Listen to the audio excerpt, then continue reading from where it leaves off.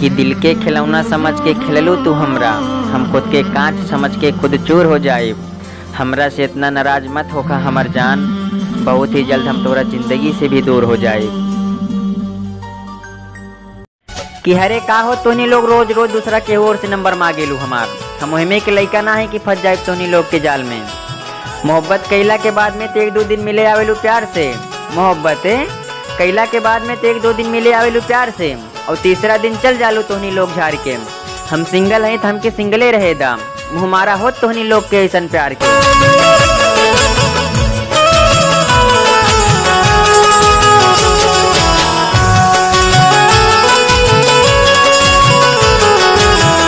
कि तोहार कोनो जोड़ नहीं खे, तू एक नंबर की बिजोड़ हो। जब से देखले ही तोरा के बस रात भर नैना जागेला। कहे वाला लोग कहेला कि तू जन्नत के हूर हो, काहे कि हई होठवा तोहार चाइना मछली के होठवा के जैसन लागेला।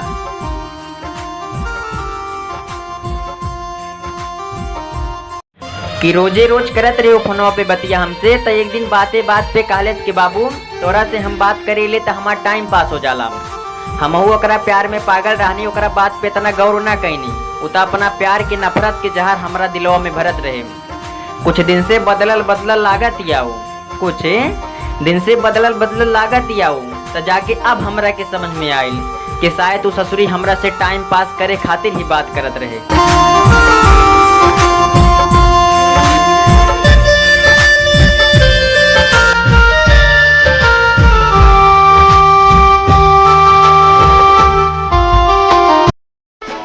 कि वो कहते रहे जब जरूरत रहे हमसे बतिया करे के खातिर, तब हमरे पास टाइम ना रहे।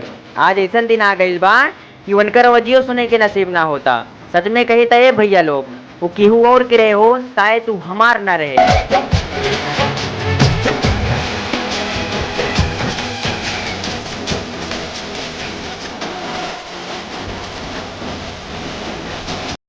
कि जब भी कोनो नया नंबर से फोन आवेला तो ऐसा लागेला शायद तू पगली के फोन आ गई। जब भी कोनो नया नंबर से फोन आवेला तो ऐसा लागेला शायद तू पगली के फोन आ गई।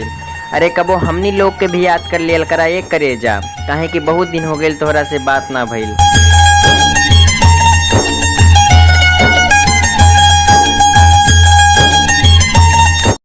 दिल घायल कर देवेलू तू हमार, जब अपन नैना के पलक उठा के तू हमसे बात करेलू। मन के बहुत तसल्ली मिलेला रे जान, जब तू हमरा से एक छोटी सी मुलाकात करेलू। देखे वाला की नजर धोखा खा जाला एक करे जा, देखे वाला की नजर धोखा खा जाला एक करे जा, जब तू मुस्की मार के दिनों में रात करेलू।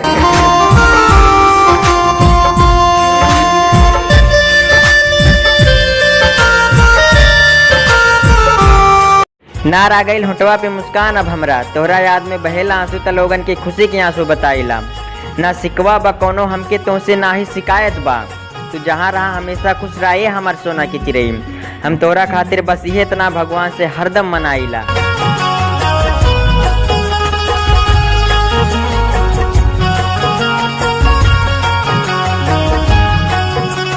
कि बरियारी कैलन ओकर माई बाबूजी बियाह होकर, उ त हमरा याद में अपना कजरा के लोरवा से धोवत हुई।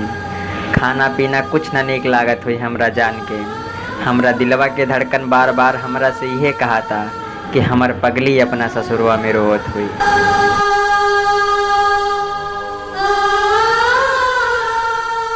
कि वो पगली की हिंदी गाना ना आवेला, भोजपुरी गाना बहुत गावेला। ओ पगली के हिंदी गाना ना आवेला, भोजपुरी गाना बहुत गावेला। जींस टॉप ना जमेला ओकरा के, हमार वाली त गाँव के हा।